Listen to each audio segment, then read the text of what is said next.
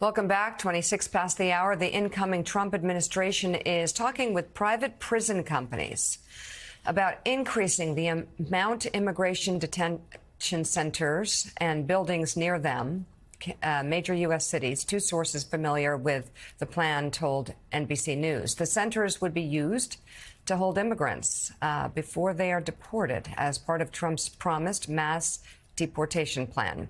The goal is to purportedly double the current number of ICE's 41,000 detention beds.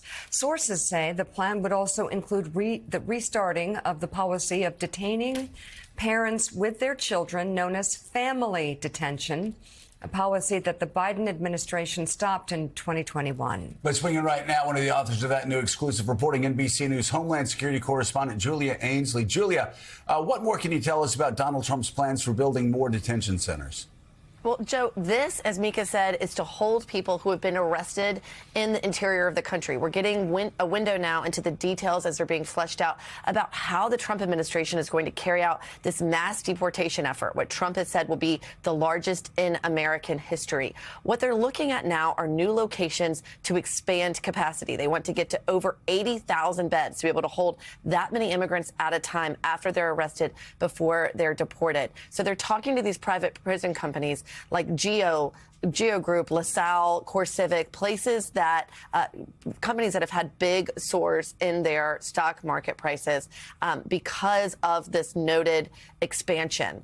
And these are companies that can get facilities running very quickly. They're looking at major metropolitan areas. One of my sources said that they're looking at areas around the metropolitan areas of Miami, Los Angeles, Chicago, in the 95 corridor between Philadelphia, New York, and D.C. These are areas where they need to expand detention because this isn't just for migrants who have recently crossed the border. It's to hold people who have just been arrested. And that also means holding families. This is something we expected the Trump administration to bring back. Now we understand they're making plans for it. These are detention centers that are actually much more expensive to operate because of court orders that dictate how you treat children in detention, rightfully so. Those are more expensive. It's something the Biden administration said this isn't necessary and isn't in keeping with our moral philosophy about immigration, so they ended it. We understand the Trump administration plans on bringing back family detention as they grow to a large extent.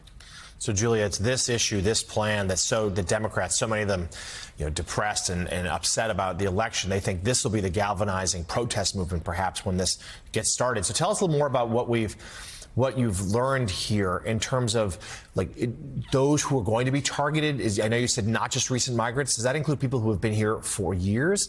And then secondly, who's actually carrying out these raids? What agency, which department, which staffers, which force are going to actually be pulling these people potentially from their homes? Well, it would be led by ICE, but Trump has said that he would try to use the military as well if he can get to that legally, and also to call on local police departments, even though a lot of them already say their resources are stretched thin. But yes, these are people oftentimes who have been living in the country for a long time. They said they will prioritize criminals, but as we see when they're trying to expand family detention, no one is off the table here. And in fact, I spoke to former DHS Secretary Chad Wolf, who has stayed ingrained with this group, with the incoming Trump administration over the past 4 years. And he said, look, there should be no exemptions because if you exempt one group, more of those people will come. When you talk about protests, the fact that they're looking at these major metropolitan areas, if you think about building a new place to hold migrants outside Denver, L.A., Chicago, they could be garnering protests for that. Right now, I understand they're looking at existing structures, trying to see how many beds they might have available in, say, a county jail or an existing ICE detention centers, but they could also have to build up temporary soft-sided facilities to try to increase capacity very quickly. That could look like tents. That's something else that draws a spectacle, could draw protest. I think what's clear as they start to hammer out some of these details is they're not shying away from the visuals. In fact, I think that's what they want. They want to show a really big impact on day one. It's something Stephen Miller has said that they've been given a mandate to do. He wants to see 1 million immigrants arrested and deported each year.